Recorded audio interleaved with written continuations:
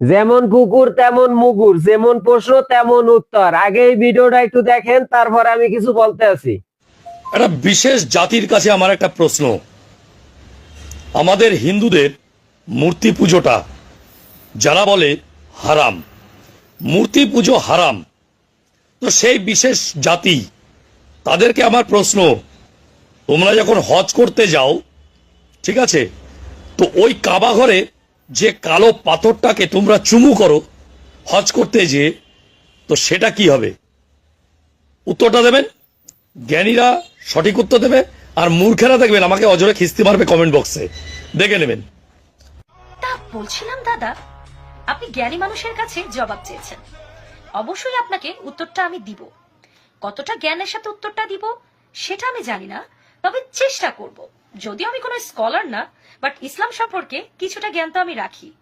তবে আপনার প্রশ্নের ধরন দেখে কিন্তু এটা আমি বুঝে গেছি যে আপনার জ্ঞানের পরিধি কতটুকু। কারণ আপনি এই ধরনের প্রশ্ন একটা জাতিকে ছুড়ে দিয়েছেন, যেখানে কিনা সে জাতির হজ, কাবা শরীফ, কালো পাথর সবকিছুই উল্লেখ করলেন, খালি জাতির নামটা উল্লেখ করতে আপনার কষ্ট হয়ে গেল। লজ্জা লাগছে মনে হয়, তাই না? আমি কারেক্ট করে দিচ্ছি, মুসলিম জাতি। মুসলিম জাতি, মুসলিম জাতিকে কোশ্চেনটা আপনি করতে পারেন। সো আমি বলে দিচ্ছি আপনাকে উত্তরটা, অত বাগবিতণ্ডায় না গিয়ে। আপনি জানতে চেয়েছেন, ইসলামে যদি মূর্তি পূজা হারাম হয়ে থাকে, তাহলে আমরা কেন কাবা ঘরে গিয়ে ওই কালো পাথরটাকে চুমু খাই, তাই না? প্রথম কথা হচ্ছে, মূর্তি পূজা আর এই কালো পাথরকে চুমু খাওয়া কিন্তু এক জিনিস না। কারণ আপনি বা আপনারা আপনাদের ভগবানের রিপ্রেজেন্টেশন হিসেবে যে মূর্তিটা তৈরি করেন, তার উপাসনা করেন, তার কাছে অনেক কিছু চান, প্রাপ্তি অপ্রাপ্তি, তার কাছে অনেক ধরনের অনেক কিছু করেন। মেইন কথা, তাকে আপনারা উপাস্য হিসেবে মনে করেন, ভগবানের রিপ্রেজেন্টেশন।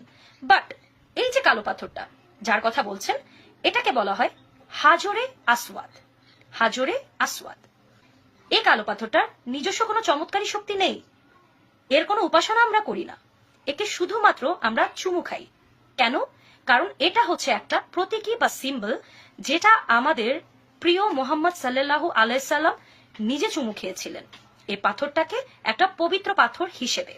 এবং সেটার কারণে আমরা আমাদের নবীর সুন্নত পালন করতে কাবা ঘরে গেলে অবশ্যই এই পাথরটাকে চুম্বন করে থাকি, উপাস্য হিসেবে নয়।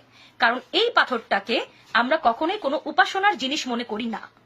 আমাদের উপাস্য খালি একজনই, সেটা হচ্ছে আমাদের আল্লাহ তাআলা।